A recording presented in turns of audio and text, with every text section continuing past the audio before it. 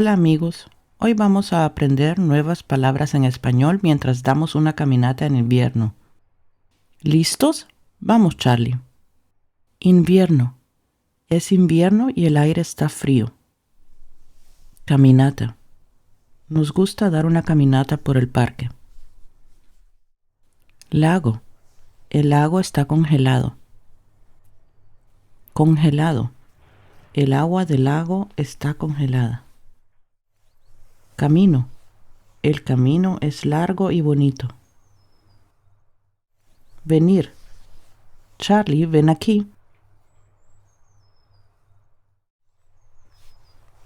Cerca de alambre. La cerca está al lado del camino. Árbol. El árbol es muy grande.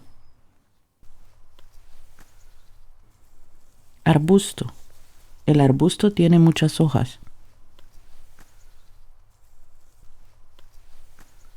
Hielo. Ten cuidado con el hielo en el camino.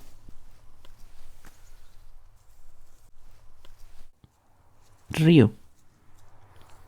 El río fluye tranquilamente. Sendero. Este sendero está rodeado de árboles.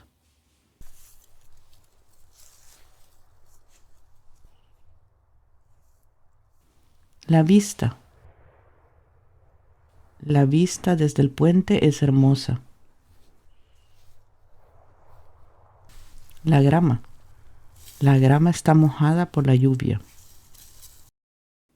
Puente. Cruzamos el puente para llegar al otro lado. La nieve. En algunas partes hay mucha nieve en invierno. Hoy tuvimos una caminata muy buena. Aprendimos muchas palabras.